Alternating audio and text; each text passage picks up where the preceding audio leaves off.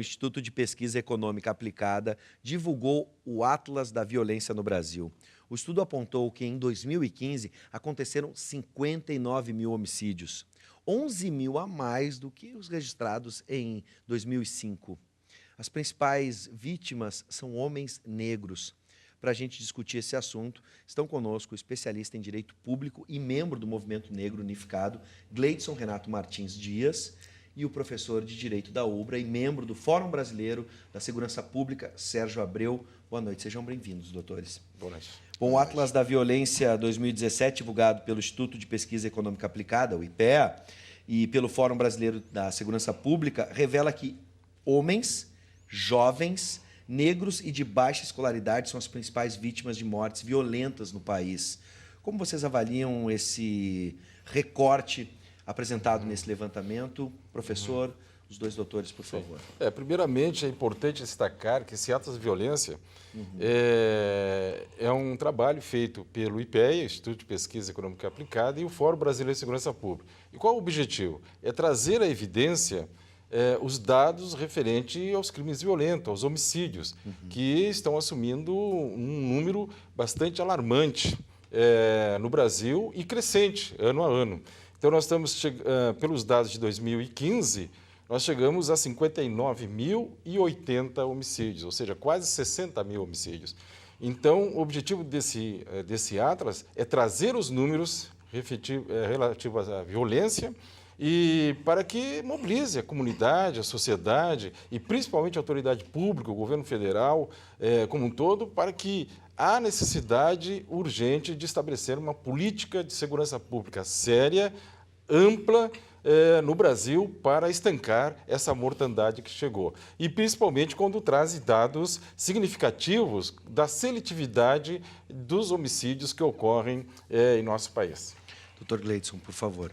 Então, boa noite, agradecer o convite, rever o amigo, o doutor Sérgio, uma referência na discussão de direitos humanos e segurança pública. Para nós, do movimento negro brasileiro, o que a pesquisa demonstra é o que nós discutimos há mais de 40, 50 anos, né? Que é a seletividade e o que, por exemplo, o Joaquim Abdias Nascimento vai falar em 1997 de genocídio do negro brasileiro. Né? Onde ele consegue construir esse conceito na Nigéria, discutindo exatamente que existia uma política pública para que a população negra fosse exterminada. Né?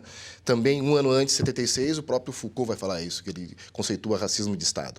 Então, não há como nós não entendermos, ou para nós entendermos melhor esses números, obrigatoriamente nós temos que entender a forma de reprodução do racismo brasileiro. Né? Se nós utilizarmos o mesmo IPEA, ainda esse mês, no mês de maio, ele fez também uma outra pesquisa que a gente consegue analisar os dois fatos. Nessa pesquisa, ele analisava o Índice de Desenvolvimento Humano Municipal, onde ficou constatado que os negros brasileiros hoje vivem como os brancos viviam em 2010.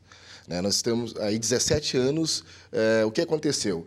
Políticas públicas de distribuição de renda, onde nós, segundo o próprio IPEA, nos anos 2000, nós éramos miseráveis, abaixo da linha da pobreza. Né? A ONU conceitua isso a cerca de $1 por dia, quem vive até com $1 por dia fica abaixo da linha da pobreza. Então, nós éramos 70%, 75% da população que vivia abaixo da linha da pobreza. Hoje, o IPEA traz esses mesmos dados e mostram que nós estamos vivendo como os brancos viviam em 2000. Né?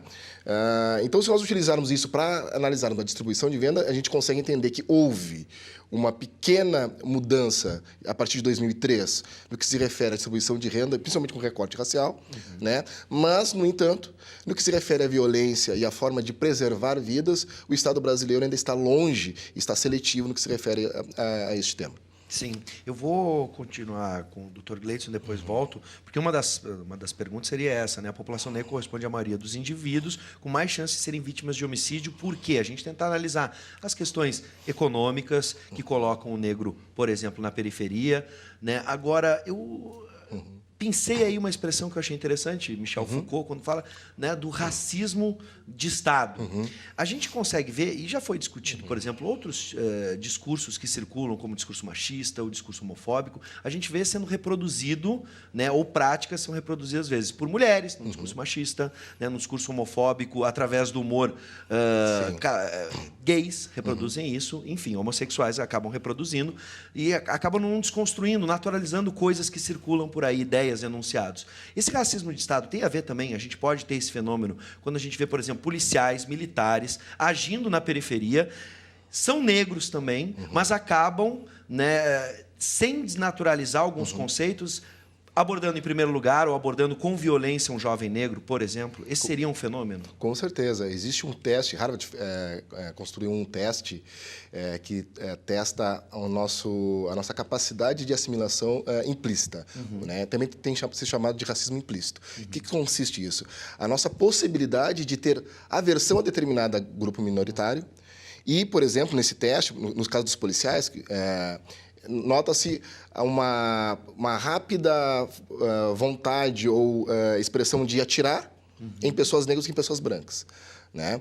Esse teste ele foi feito, começou, por exemplo, para começar para entenderem, ele foi se aprimorando, né? Mas analisava primeiro a questão de um vinho. Colocaram vinhos e aí as pessoas começaram a degustar esse vinho. E só tinham uma informação, né? Um vinho, eles colocaram informação de que esse vinho custava $45 e o outro vinho custava $5, né? E mais nada.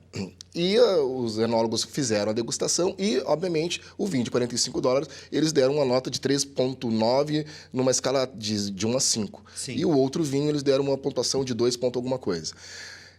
O óbvio, os vinhos eram os mesmos. Mas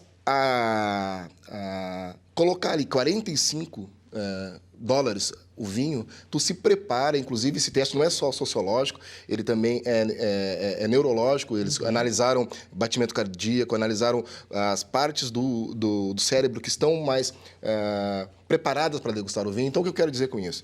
É que se tu coloca, dependendo da etiqueta, nesse caso vinho, tu te prepara para, inclusive, ficar mais receptivo ou não. Sim, né? Claro. Só que isso, no que se refere à segurança pública, é a vida. Neste teste, por exemplo, é muito mais fácil as pessoas atirarem numa pessoa negra com um celular do que uma pessoa branca, né? Em torno de 8 a 10 para os negros. E isso, obviamente, vai definir, com certeza, como tem o Hélio Silva fala que toda a questão de discriminação e racismo é perigosa, mas mais perigosa ainda se nós estamos falando de Estado e, no caso, de forças letais, né?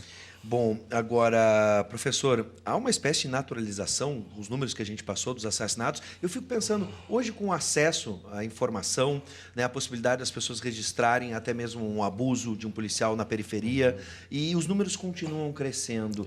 A gente está naturalizando isso? Isso que é preocupante, né? Esse conceito de banalização do crime, principalmente dos homicídios, né?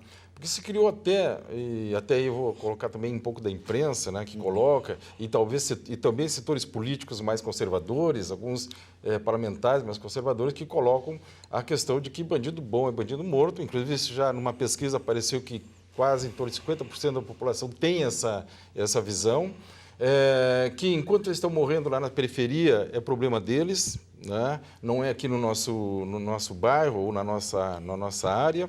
Então, essas questões vão levando que esses crimes passam a ser uma coisa normal. Nós não nos impactamos com esses crimes.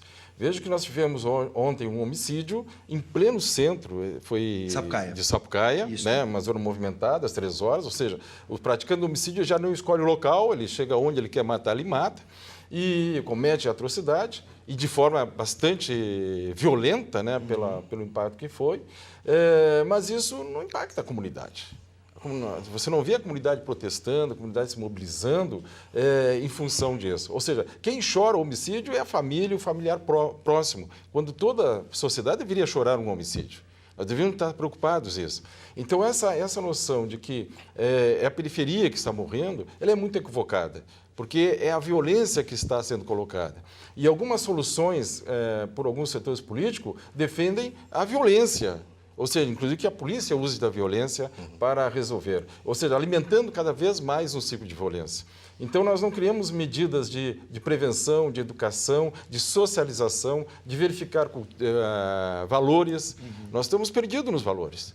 Se nós perdemos que a morte é o fato mais grave que o homem tem, se nós estamos perdendo esse valor, o que vai restar de nós? Então, restam esses números. Né? Em 5 anos de guerra da Síria, né, de 2011 a 2015, morreram na guerra, que é conflito, porque aí tem armas jogadas, né, até por países que estão disputando a política dentro daquele território, morreram em torno de 250, quase 260 mil pessoas. O Brasil, no mesmo período, chega a 270 mil. Ou seja, em 5 anos, nós produzimos mais mortes do que num país que tem uma guerra deflagrada interna, Sim. uma guerra armada deflagrada. Agora, no nosso território, nós estamos numa comunidade.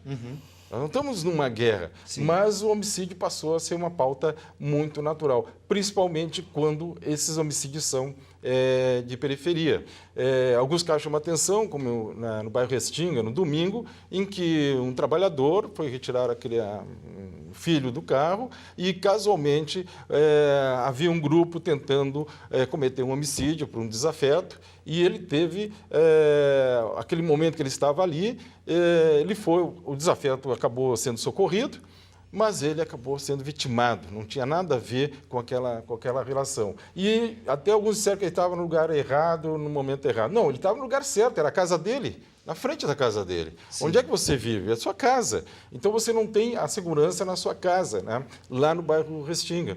Claro. Então, só chama atenção quando esse homicídio ataca alguém da classe média, num bairro de classe média ou classe alta, que é a vitimização, porque daí a imprensa, como ocorreu em Porto Alegre, que trocou até o secretário. Mas o grande impacto que está é essa questão da juventude. Até nós chamamos de juventude perdida, né? Que em 10 anos, mais de 300 mil jovens estão nesses indicadores dessa taxa de homicídio, ou seja, são mais de 30 mil Sim. jovens por ano que morrem. Então, nós estamos perdendo a juventude, nós estamos perdendo a nossa capacidade de trabalho, a nossa inteligência, né? O nosso futuro, nós estamos perdendo e produzindo. Porque nós criamos uma sociedade que está produzindo esses criminosos. Então, o problema do homicídio não é um problema do criminoso ou da sua ficha criminal da vítima, porque nós vamos lá ver que a vítima tem uma extensa. Não é esse o problema. O problema é que basta lembrar o homicídio é a responsabilidade de toda a sociedade. Tinha uma criança também, né? E a criança foi vitimada também.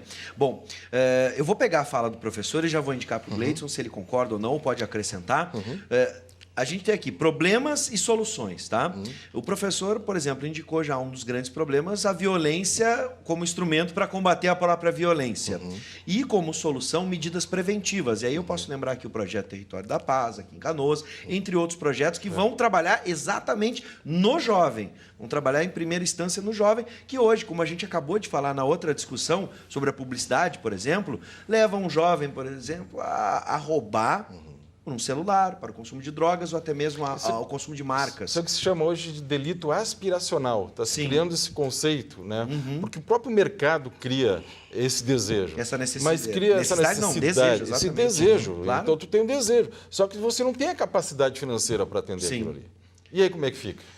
Doutor Gleidson. Não, acho que é exatamente... Mas o que eu queria sublinhar é o seguinte. Primeiro, nós temos que entender isso, né, como uma estratégia consciente ou inconsciente racista. Tá?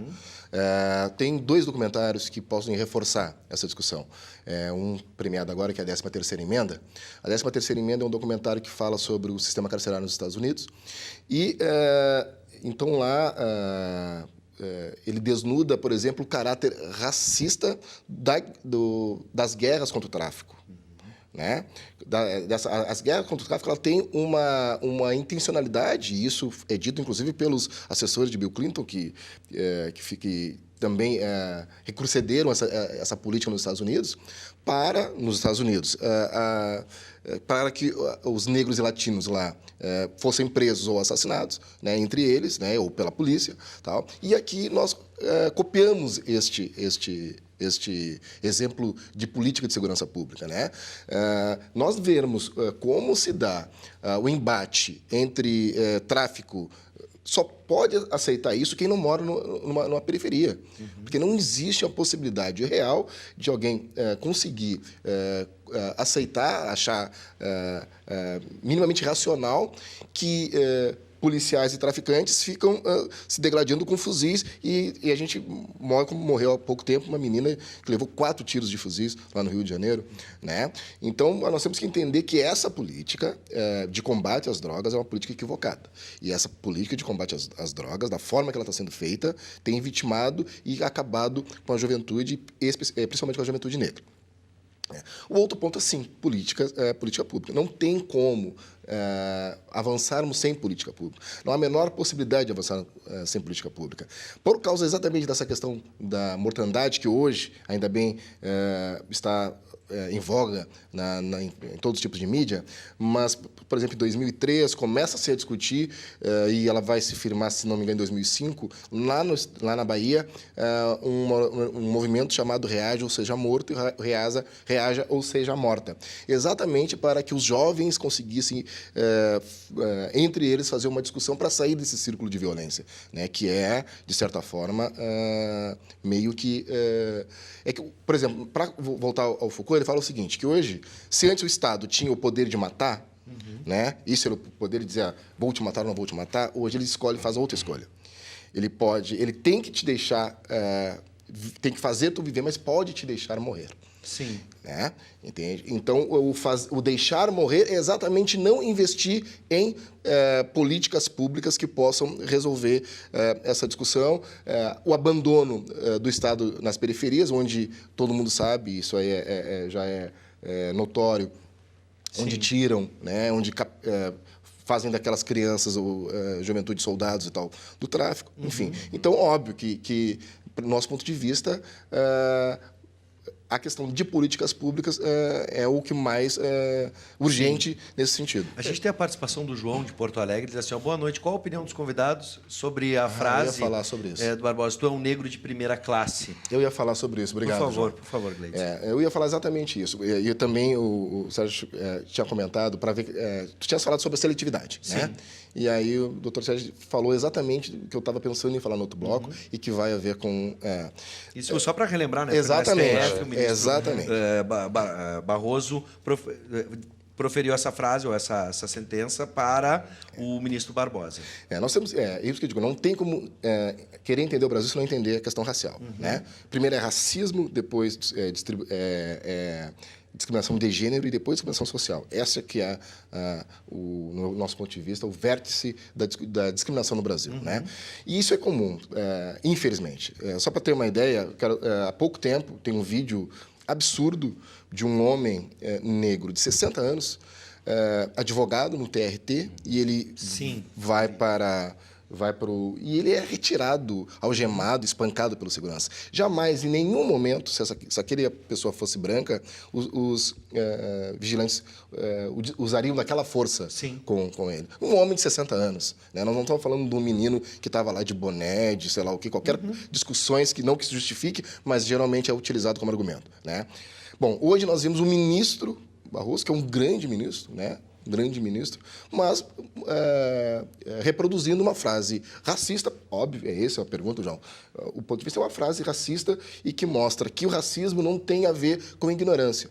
Inclusive, as pessoas do mais alto nível intelectual vão, em algum momento, ou podem, em algum momento, manifestar o seu racismo. Sim. Bom, infelizmente, a gente tem pouco tempo. Eu gostaria já de agradecer a presença dos nossos dois convidados e fechar essa discussão de alguma forma. A gente tem números aqui, a gente tem que transformar esses números agora em uma política pública, como bem disse o doutor Gleidson. Eu acho que nós temos que trabalhar esses números diariamente. Eu acho que a imprensa, o papel da imprensa, dos programas qualificados como Conexão RS, é que tem que bater. O Fórum Brasileiro, sim, traz esses dados, em novembro vai trazer o anuário que contém os dados de 2016, justamente para mostrar, para criar impacto. Nós já tivemos reações de um estado, justamente da Bahia, questionando, ficaram bravos com esses números da divulgação. Os governos têm medo de divulgar esses dados. Agora, a segurança não pode mais ser um tema só de disputa na campanha política para eliminar o outro candidato. ela tem que ser proposta já na campanha política. O que eu vou fazer? Qual é a minha política para a segurança pública? Sim. E essa política ela tem que ser permanente. Os casos de políticas bem implantadas no Brasil, como Pernambuco, que houve uma diminuição significativa, em 2014 o governo encerrou, trocou o partido, encerrou o projeto e de lá para cá já aumentou o número de homicídios, de violência também, sim, de uma forma geral. Em Minas Gerais também. Aqui no Rio Grande do Sul, território de paz, que eram embriões de formação de uma cidadania contra a violência, né, de pacificação, também foram extintos. O PRONASSE, que foi um dos maiores projetos de prevenção que atendia o Estado na sua federação, envolvia os Estados federados e mais os municípios e as comunidades, com projetos para as mulheres, sim, para a violência doméstica, para as crianças, para os jovens, para a cultura da juventude, e simplesmente foram abandonados. E esse é um grande problema nosso. Obrigado, professor. Dr. Gleidson, para fechar, a gente tem pouco tempo, mas eu vou dar um caminho, se o senhor concorda ou não. Por exemplo, uma política pública para a gente rever o nosso sistema prisional, que parece que, nessa ideia de vamos deixar eles brigarem ou se matarem, parece que está bem evidente essa política. Não, acho que é o central, né? Sim. Nós redefinirmos qual o papel do presídio, né, no Brasil, né? Esse é o primeiro. O segundo, eu queria falar de alguns avanços, né, para não ficar tanto... não tenho dúvida de que a política de cotas raciais é uma revolução da política que outrora chamada de embranquecimento do Estado, hoje nós vimos como uma possibilidade real, sim, de colocar pessoas negras e disputar um conceito de epistemologia de Estado, enegrecendo o Estado não só epitelionalmente, mas também na sua concepção de conhecimento e de poder. Bom, quero agradecer mais uma vez.